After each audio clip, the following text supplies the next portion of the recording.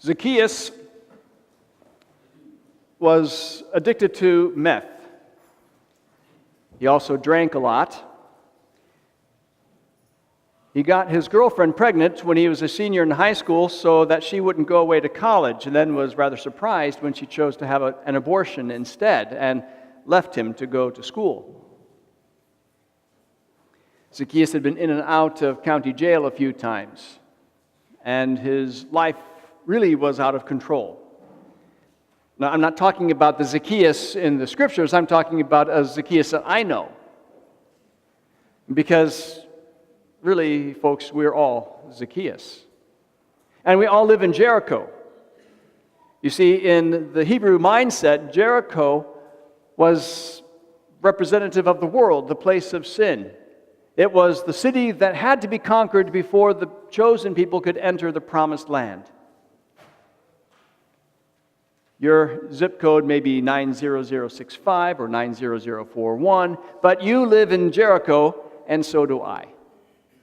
And Jesus, as we're told, passed through Jericho. Jesus is God made flesh, God come to seek those who were lost, to seek out Zacchaeus. And we hear that story today.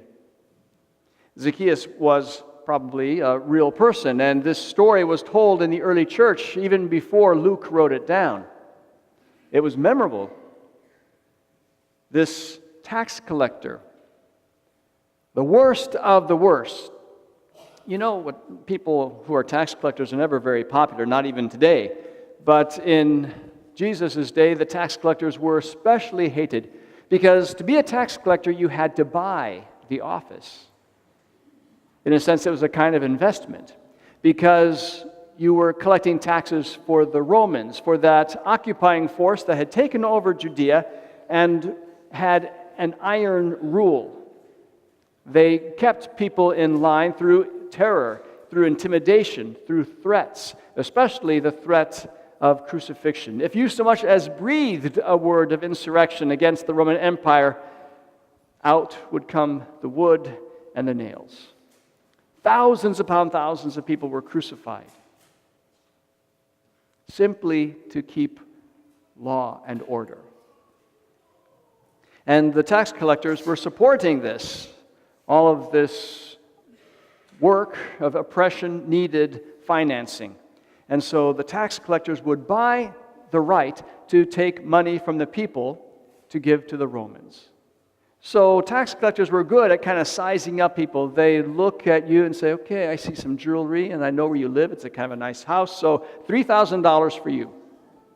In fact, the Romans would say, we need $100,000 from St. Bernard's Parish each year. And it was up to the tax collector to figure out who might be able to pay more than others. But of course, this was an investment, so the tax collector would say, okay, $3,000 from you, and $1,000 would go into his pocket, and $2,000 to the Romans. He had to make good on his investment. This is partly why the tax collectors were so hated. And Zacchaeus, we're told, is a chief tax collector, and not only that, Luke tells us he was wealthy. He was good at extorting money from people. We're also told by Luke that Zacchaeus was small, short in stature, small, literally and figuratively. He was a small man. He might have been wealthy, but that was his life. The only thing going for him was the fact that he could extort money from people. He did not care about people. But then something happened. He became interested in one person. He became interested in Jesus. And that was the crack in the door, so to speak. That bit of curiosity.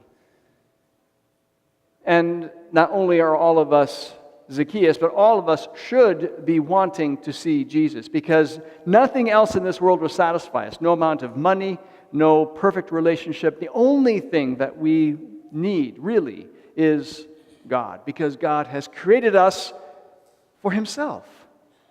That is the purpose of our life. That is the goal of every human life. And so no matter what you might have in this world, no matter how big the house or how many relationships you have, what happens when you die? It's all gone. Except the relationships. And even those relationships are transformed by the Lord when we see Him in heaven. And we begin to see then how all of our relationships really are a reflection of our relationship with Him. Love the Lord your God with all your heart, all your soul, all your mind, and your neighbor as yourself. So, back to our story. That crack in the door, so to speak, is a moment of humility when Zacchaeus, who I imagine as a middle-aged man dressed very, very nicely, probably a little wide around the middle, running ahead of Jesus and climbing a sycamore tree. So he arrives in the top of this tree, sweaty, covered with little bits of bark and probably a few cobwebs that he had passed through. And there he is panting, waiting for Jesus. And Jesus stands then below the tree, looks up and says, not, hey you, come down, but Zacchaeus. Jesus, the good shepherd who knows his sheep by name, looks up and says, Zacchaeus, you come down tonight. I mean to have dinner with you at your house. The house. Also in the Hebrew mindset, not just the place where you live, but your soul. Your soul. Jesus tells the story of someone who has a demon who is exorcised. The demon goes and wanders looking for a place to live, and when he can't find one, he comes back and finds what? The house, nice and neat and tidy, and so he calls 7 more demons and enters that house, and the state of that man is worse than before. The house was not just your dwelling, but it was you and your soul. So Jesus says, Zacchaeus, today I mean to enter your soul. And what do we hear? That Zacchaeus came down from that tree and received him with joy. The Zacchaeus that I knew, the drug addict, humbled himself by realizing when he was 28 years old that he was going to die, that his life, in fact, was going to end quickly if he did not overcome these addictions, if he stopped beating up people on the streets, if he didn't stop selling drugs. And so he went to church.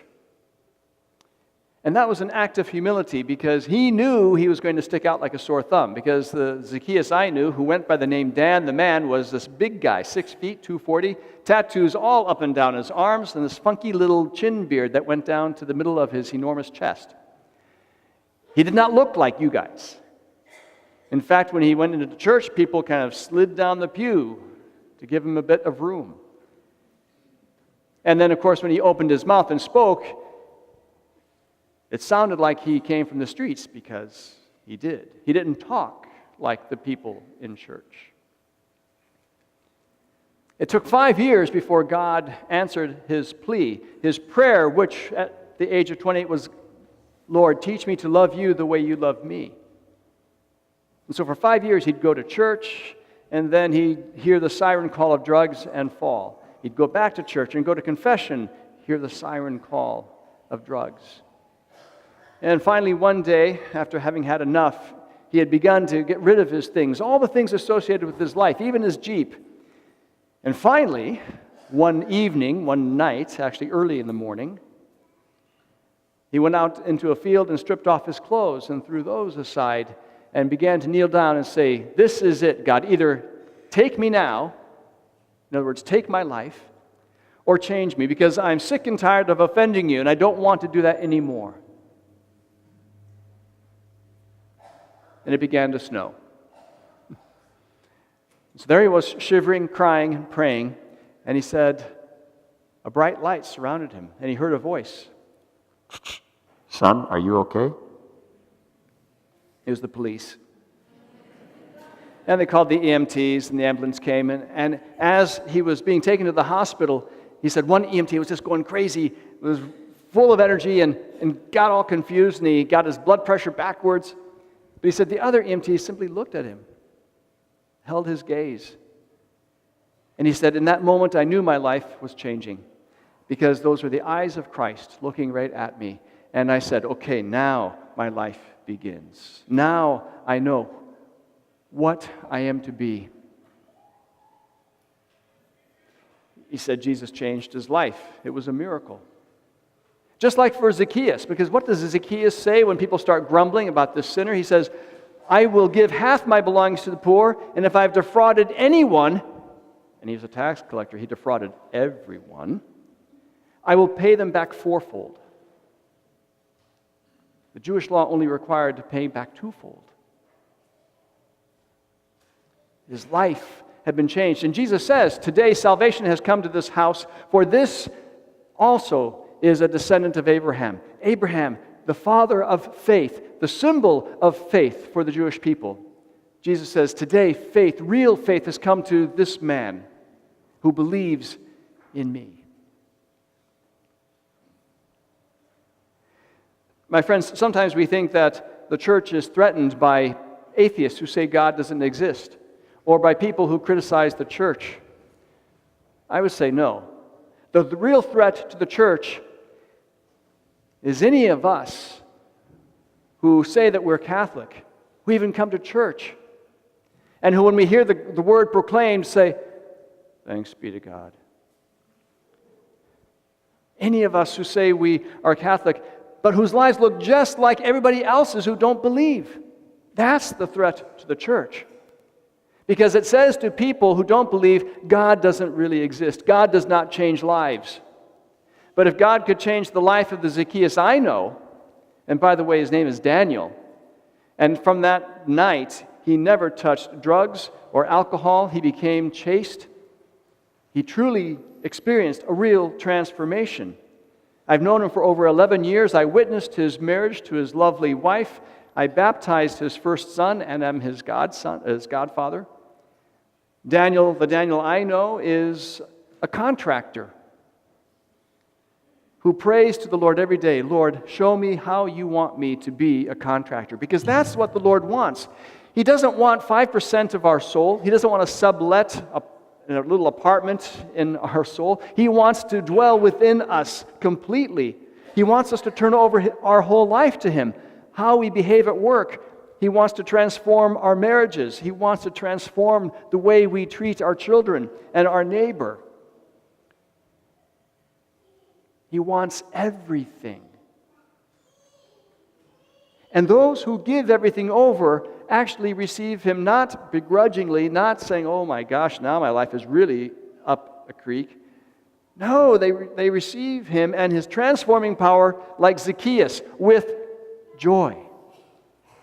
That is what the Lord wants for each and every one of you. And He calls each and every one of us by name. Luce, Maria, Bill, George, Mr. Z. He calls us by name. And if we open the door a little bit, He will invade our life, that we might know life in its fullness. That is what the Lord wants for you. And He doesn't ask us today to open our life and give Him a meal. He says, come into my house and let me feed you with my body, my soul, my spirit, my humanity, and my divinity. So let us prepare ourselves then for this great gift of the Lord Himself as we stand and profess our faith.